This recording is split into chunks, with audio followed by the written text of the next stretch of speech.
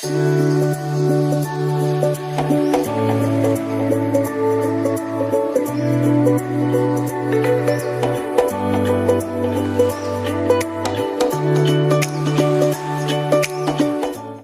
je suis Valentine du compte Instagram Happy as a Bee et aujourd'hui je suis heureuse de vous retrouver pour le bilan couture numéro 39. Dans ce bilan couture, je vais vous présenter 5 pièces, un maillot de bain, une robe de soirée, un ensemble pour Anatole, une jolie petite robe au quotidien et la robe que je porte actuellement qui est en fait un upcycling. On commence tout de suite par le projet numéro 1 qui est un petit ensemble pour Anatole. C'est un ensemble que j'ai réalisé à partir des patrons de Marmaille Pattern, Chouette et Grillon. Si vous êtes adepte des bilans couture, vous l'avez sans doute déjà vu dans le bilan couture précédent puisque je lui avais déjà cousu en couleur vert d'eau. En général, je couds toujours une version pour Anatole et une version pour sa cousine et en début d'été, sa cousine est venue me voir et m'a dit Tata Vat, mon ensemble en éponge rose il est trop petit, il faut que tu m'en fasses un autre. Donc je me suis mise à l'œuvre et je lui ai réalisé un deuxième petit ensemble, cette fois-ci en couleur crème et par chance j'ai réussi à caser également un ensemble pour Anatole. Pour Capucine, sa cousine, j'ai réalisé exactement l'ensemble comme je l'avais réalisé en verre d'eau. Pour Anatole, j'ai fait quelques modifications que je vais vous détailler ici. Le patron a une encolure assez large et quand j'avais réalisé l'encolure avec le jersey éponge, ça avait tendance à tomber, il y avait souvent une épaule qui se dénudait. Je trouve pas ça moche, loin de là, mais Anatole parfois il était gêné quand il voulait sauter, courir partout, il avait toujours une épaule qui sortait, donc ça l'énervait. Et donc cette fois-ci pour lui, j'ai réalisé l'encolure en bord-côte plutôt qu'en jersey éponge. Donc j'ai gardé la même forme d'encolure, mais j'ai juste utilisé du bord-côte qui a tendance à être élastique et à resserrer un peu le tout, plutôt que du jersey qui est un peu plus lourd et qui a tendance à élargir l'encolure. Même encolure, pas bougé et pourtant le résultat est totalement différent au niveau de l'encolure en fonction des deux matières utilisées. Je trouve ça plutôt pas mal parce que ça donne un petit côté sportswear que je trouve assez sympa et puis surtout c'est assez facile à coudre, il faut le dire. Du coup j'ai fait la même chose sur les bas de manche, plutôt que de faire un ourlet classique, j'ai réalisé du bord-côte sur la manche. Vraiment ultra contente. Cette fois-ci le short je lui ai réalisé sans poche, je lui ai réalisé juste une poche plaquée à l'arrière et franchement en 2 heures c'était plié. C'est vraiment le genre de projet que j'aime bien réaliser parce que c'est rapide à faire. Anatole adore porter ce genre d'ensemble ultra confortable. Pour preuve, c'est la tenue qu'il avait choisie pour aller à l'école le jour de sa rentrée scolaire. Donc gros succès pour ce petit ensemble qui est assez grand, donc je pense qu'il lui ira l'année prochaine ou un peu plus tard dans l'année. Petit détail qui change tout, je trouve, c'est l'ajout de la petite étiquette sur le bas. Une étiquette Marmaille Pattern aussi avec un bateau, donc je crois que c'est une des raisons pour lesquelles Anatole aime autant ce petit t-shirt. Et puis je trouve que ça fait un vêtement vraiment fini et vraiment très joli et ça prend 2 secondes à poser. Passons ensuite au deuxième projet qui est le maillot de bain. Le maillot de bain Etna, ça faisait 1 an que je l'avais repéré dans mes stories parce que je suis Liz Taylor et elle avait repartagé une réalisation qui avait été faite à partir d'un tissu de maillot de bain et j'étais tombée vraiment sous le charme de ce maillot. Je le trouvais canon, aussi bien le tissu que le modèle. L'année dernière à cette époque-là, j'avais déjà cousu 3 maillots de bain, donc je me suis dit que ce n'était quand même pas très raisonnable de coudre un nouveau maillot de bain. J'habite à Dijon et pas sur la Côte d'Azur et clairement je n'ai pas besoin de 10 maillots de bain pour l'été. Cette année, je n'avais pas encore cousu de maillot de bain, ce qui en soi n'est pas dramatique parce qu'encore une fois, j'habite à Dijon et pas sur la Côte d'Azur, mais j'avais envie de me coudre un nouveau maillot de bain pour cette année et ce projet m'est tout de suite revenu en tête, ce patron m'est tout de suite revenu en tête. Le patron, ce que j'aime beaucoup, c'est sa coupe et il existe en 2 versions, une version mini-fente et une version maxi-fente.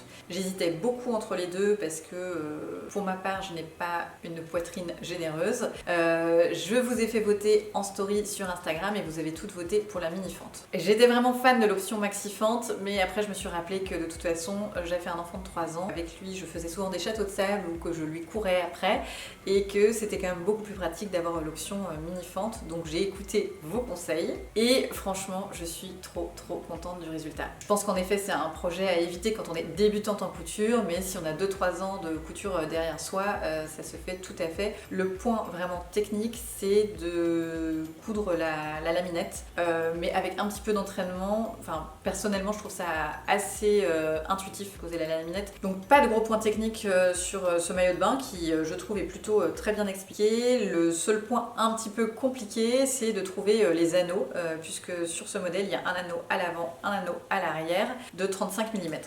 Je pensais pas que ça serait si compliqué, j'ai fait toutes les merceries de Dijon, je n'en ai pas trouvé et j'ai fini par trouver mon bonheur à Granville dans une mercerie quand j'étais en vacances. Je suis un peu déçue parce que je cherchais à la base des anneaux en écaille.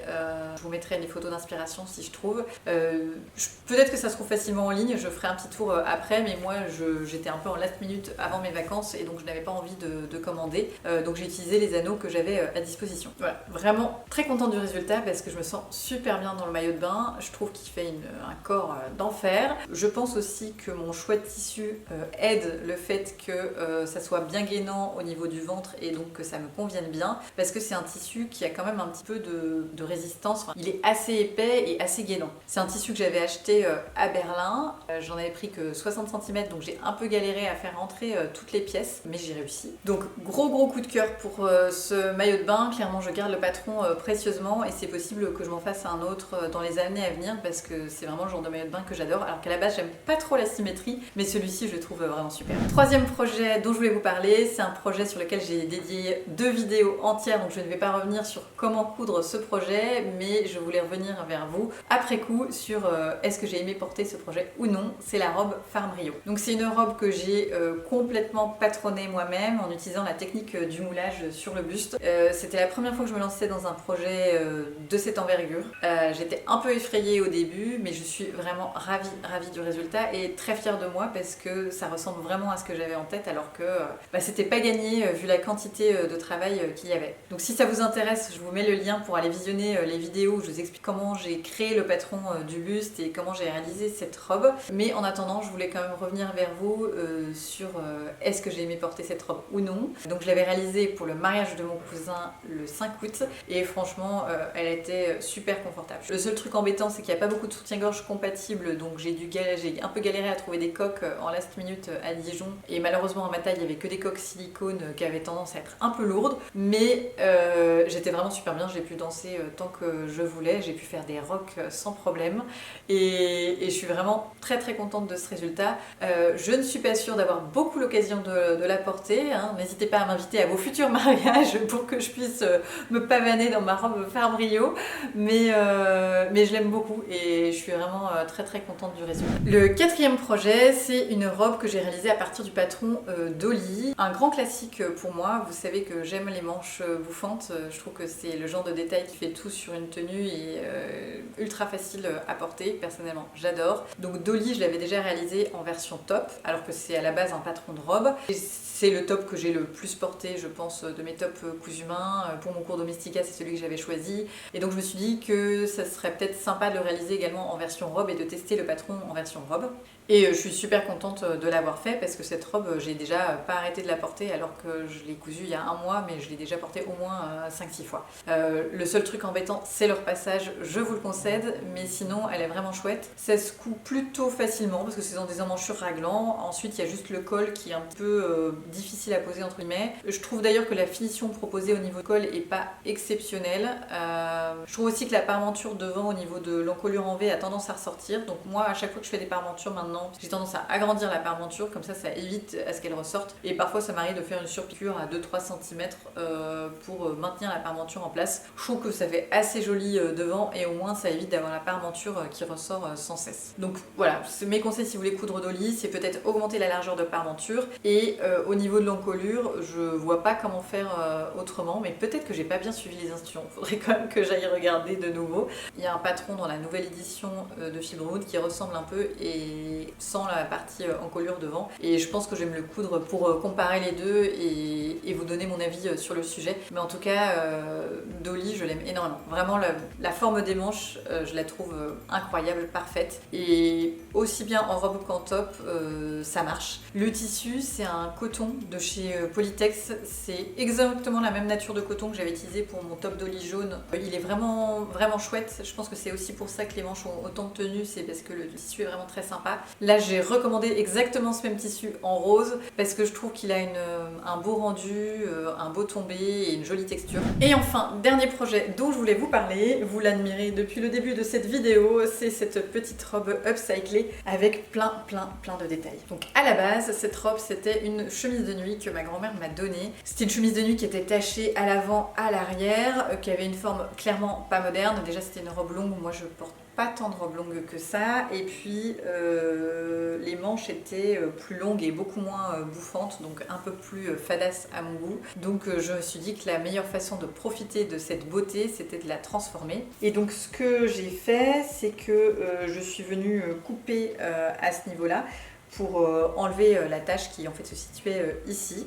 J'ai ensuite utilisé le bas de la jupe pour faire des fronces et remonter ici pour faire différentes basques. Et le milieu de la jupe, finalement, là où il y avait la tache sur le côté, j'ai placé ma forme de manche pour pouvoir réaliser des manches bouffantes. Pour les manches, je suis partie du patron de Saint-Clar parce que c'est des manches que j'adore. Et au lieu de réaliser un petit bracelet de manche comme préconisé dans le patron, j'ai en fait réutilisé les petites broderies qui étaient déjà présentes sur ma robe de nuit, mais qui étaient à ce niveau-là. Et donc je les ai remontées. J'avais testé auparavant que mon bras passait dedans parce que à la base elles étaient ici, donc j'ai quand même testé que je pouvais les remonter ici sans problème. Et elles sont parfaites et pile à la bonne taille. Ce que j'aime avec l'upcycling, c'est qu'on peut utiliser un maximum tous les détails qui sont déjà présents sur la pièce d'origine. Par exemple, cet ourlet était magnifique, et en fait j'ai directement réalisé le bas de la jupe dans le bas de la jupe pour pas avoir à refaire cet ourlet qui a été cousu à la main et qui est clairement superbe. Enfin, je sais pas si vous voyez le détail de l'ourlet, mais il est juste incroyable. Et alors au niveau du buste, c'est pareil, tous les plis, tout ça, ça a été cousu à la main et je trouve que c'est juste incroyablement magnifique. Il y a également une petite broderie que l'on peut voir ici, que je trouve superbe. Alors ici, il y a juste le bouton, la boutonnière qui est un peu trop proche du bord. J'hésite à coudre un petit peu ici pour éviter que ça s'ouvre. Le col que je trouve aussi magnifique. Enfin voilà, clairement la pièce de base était superbe. J'étais un peu émue de couper dedans parce que j'avais pas envie de la gâcher, mais je suis très contente de l'avoir transformée parce que ça me fait vraiment une robe d'été ultra sympa et facile à porter. Bon alors par contre elle est un petit peu transparente et je ne l'ai pas doublée, donc je porte des sous-vêtements couleur chair en dessous, sinon c'est pas ultra élégant. Ensuite j'ai aussi commencé autre chose, j'ai commencé à tricoter un pull. Bon alors je sais pas si vous avez suivi, mais le dernier pull que j'ai tricoté, je pense que j'ai mis à peu près 8 mois à le faire. C'était dégoûté à la fin tellement ça prenait de temps. Je l'adore, c'est vraiment le plus beau pull que j'ai jamais tricoté. Je suis super contente du résultat, mais je me suis dit que j'allais me lancer dans un projet un peu plus simple pour pas me dégoûter du tricot. Donc là j'ai pris un tricot qui se tricote en aiguille numéro 6, beaucoup plus gros que la dernière fois, et surtout moi la dernière fois c'était des côtes anglaises qu'on vient repiocher dans la maille du dessous, donc c'est très long à tricoter. Là c'est juste du jersey, mais il y a quand même un petit point technique, c'est la réalisation de jacquard pour réaliser ces changements de couleur et ces petites vaguelettes. Donc je me suis dit que ça me maintiendrait quand même un petit peu éveillée, parce que moi j'aime pas quand c'est du jersey tout du long, insupportable. Donc voilà d'où j'en suis, et j'ai commencé hier et je n'arrive pas à m'arrêter. Donc c'est plutôt bon signe pour la réalisation de ce tricot, en espérant que j'arrive à garder la motivation. Et donc en fait voilà à quoi ça ressemble. J'en suis ici, j'ai réalisé ces 5 ou 6 premiers rangs, et en fait à chaque fois je me dis allez, je fais le rang suivant, je fais le rang suivant. Donc pour l'instant ça me motive. À voir le mois prochain d'où j'en suis, on fera un petit point pour savoir si j'ai vraiment avancé dans un mois. J'aimerais bien avoir tricoté le dos, mais j'ai pas mal de déplacements à Paris prévus sur le mois de septembre, donc c'est possible que mes projets avancent. J'y retourne le 14-15 pour un événement Cricut et puis un événement, je sais pas si j'ai le droit d'en parler, mais pour un tournage vidéo, donc je vous en dirai un peu plus aussi rapidement. Très contente d'y retourner. Et après je vais aussi à Lyon fin septembre pour le Knitit. Je serai sur le stand de la droguerie parce qu'on prépare une petite surprise avec le patron Dijon. Donc voilà, pas mal de voyages et de trajets à prévoir sur le mois de septembre. Avec un peu de chance, je pourrais le porter pour cet hiver.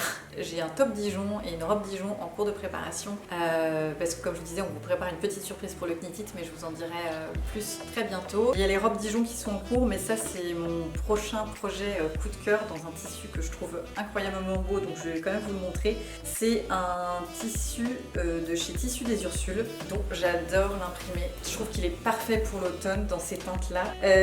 Et donc c'est une viscose. J'hésite encore sur ce que je vais réaliser, mais je crois que j'ai quand même décidé hier, avant de dormir, ça m'est venu comme une illumination.